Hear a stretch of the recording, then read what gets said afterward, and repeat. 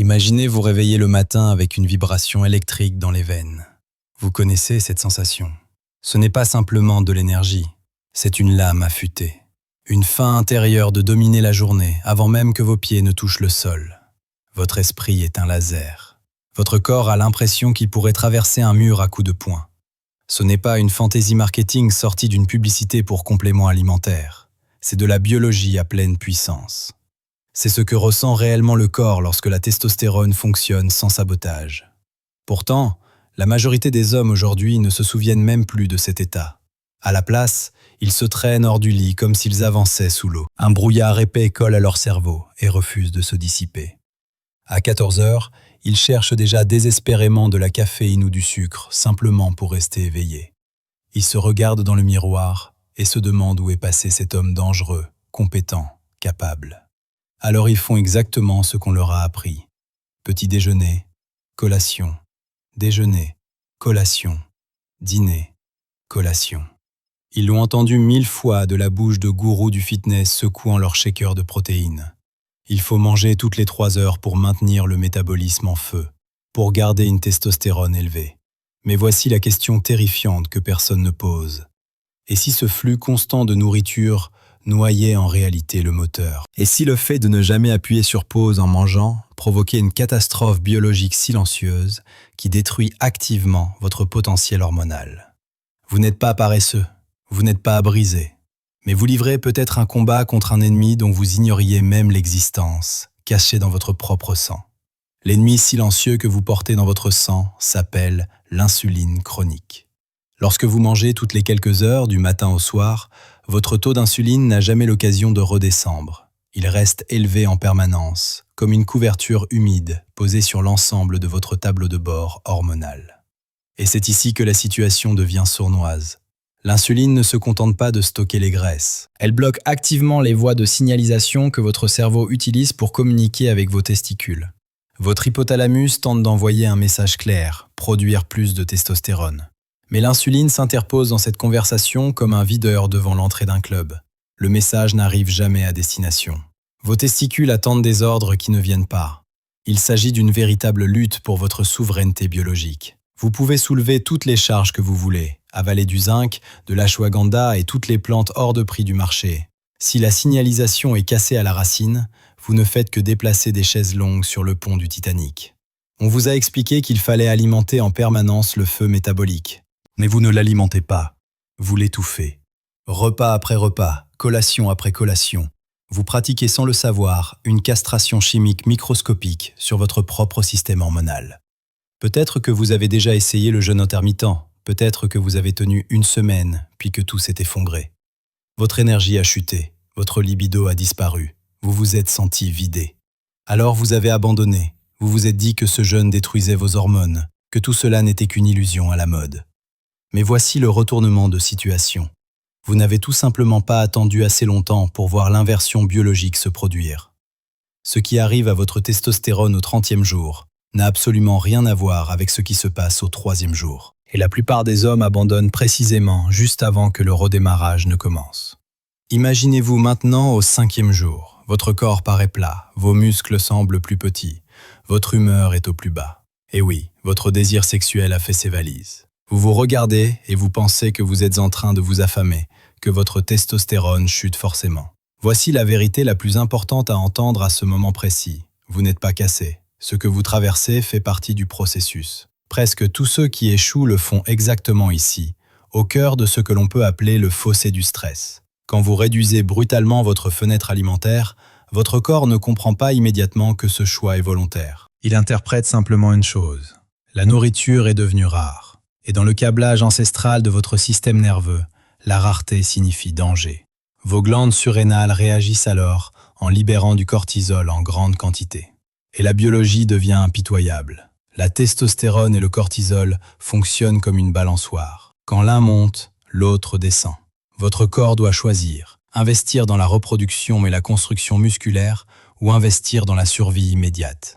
Et la survie gagne toujours. Les chercheurs appellent cela la suppression gonadotrope. C'est réel, c'est temporaire. Et surtout, ce n'est pas un dysfonctionnement, c'est une fonctionnalité.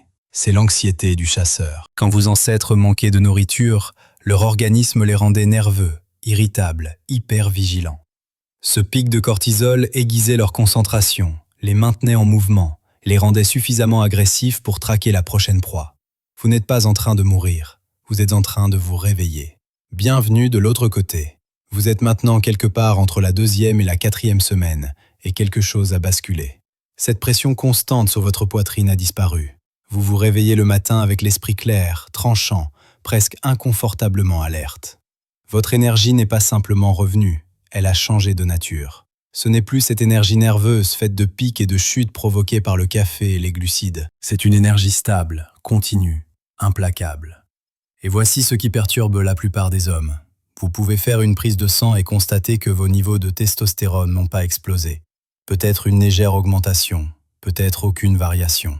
Pourtant, intérieurement, vous vous sentez transformé. Vous redevenez dangereux. Pourquoi ? Parce que la clé n'est pas seulement la quantité de testostérone qui circule dans votre sang, mais la quantité que votre corps est réellement capable d'utiliser. Tout se joue au niveau de la sensibilité des récepteurs androgéniques. Imaginez vos cellules comme une maison et la testostérone comme un invité qui frappe à la porte. Pendant des années, l'insuline chronique criait si fort que personne n'entendait frapper. Les récepteurs se sont engourdis, saturés par le bruit de fond métabolique. Le jeûne arrache ce casque anti-bruit. Le signal devient clair, l'insuline se tait. Les récepteurs androgéniques se réveillent et deviennent hypersensibles. Résultat, même des niveaux moyens de testostérone produisent désormais un effet massif. Vous ne produisez pas forcément plus d'hormones à ce stade, mais vous exploitez enfin pleinement ce que vous avez. À ce stade, une pensée traverse presque toujours l'esprit. D'accord, la concentration est incroyable, l'équilibre hormonal semble renaître, mais qu'en est-il de la masse musculaire ? Personne n'a envie de se dessécher, personne ne veut fondre. C'est la plus grande peur associée au jeûne, le scénario cauchemar. Vous sautez le petit déjeuner et dans votre tête, vous entendez vos biceps hurler pendant qu'ils rétrécissent. On vous a répété toute votre vie que sans protéines toutes les 3 heures, le corps commence à dévorer ses propres muscles. C'est devenu une loi sacrée. Et pourtant, c'est faux. Pendant que la sensibilité à la testostérone explose, une autre hormone s'envole en parallèle, l'hormone de croissance. Les études montrent des augmentations pouvant atteindre 2000%. Oui, 2000%. Lorsque vous jeûnez, votre glande pituitaire libère massivement de l'hormone de croissance. Pensez à la testostérone comme à l'architecte du muscle et à l'hormone de croissance comme à l'équipe de construction chargée de protéger et d'exécuter les plans. Même en déficit calorique, la masse maigre est préservée. Et puis il y a l'autophagie. Ce mot fait peur parce qu'il signifie littéralement « s'auto-manger ». Mais la réalité est bien différente de ce que l'on imagine. Votre corps n'est pas stupide. Il ne détruit pas ce qui fonctionne. Le muscle fonctionnel est bien trop précieux. L'autophagie agit comme une équipe de nettoyage microscopique. Elle identifie les protéines endommagées, les cellules dysfonctionnelles, les mitochondries usées. Elle recycle ces déchets pour reconstruire quelque chose de plus solide et plus efficace. Vous ne perdez pas du muscle, vous le raffinez. Les 2 premières semaines, votre reflet peut sembler plus petit. Ce n'est pas une perte musculaire. C'est la disparition de l'eau, de l'inflammation, du gonflement artificiel. Ce qui reste est plus dense, plus dur, plus défini. Un muscle sculpté, pas gonflé. Mais allons au-delà du miroir, parlons de fonction, parlons d'hydraulique. Parce qu'il ne suffit pas de produire des hormones puissantes.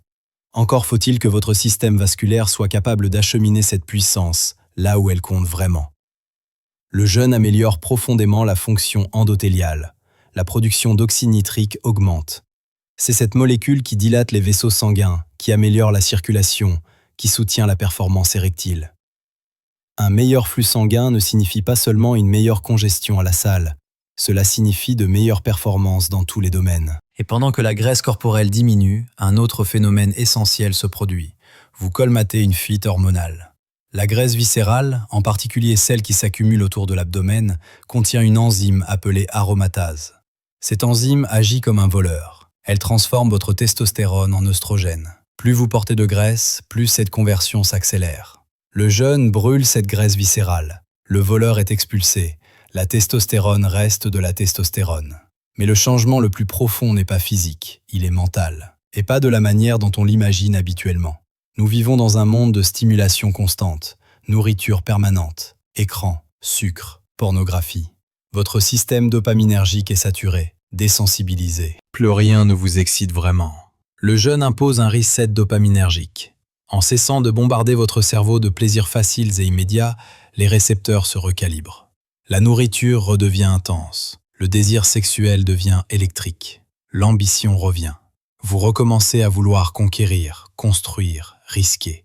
Ce n'est plus seulement de la concentration, c'est le retour de l'instinct du chasseur.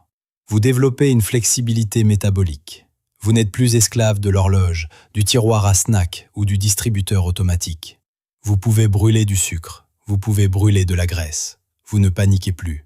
La faim cesse d'être une urgence, elle devient une information. Et c'est cela, la définition ultime de la maîtrise masculine. Le contrôle de soi. Lorsque vous cessez d'être dominé par vos impulsions, vous redevenez souverain. Souvenez-vous de ceci, le festin célèbre la vie, mais le jeûne la purifie. Vous avez besoin des deux, de l'abondance et du vide. Vous n'êtes pas venu ici simplement pour perdre du poids, vous êtes venu pour évoluer.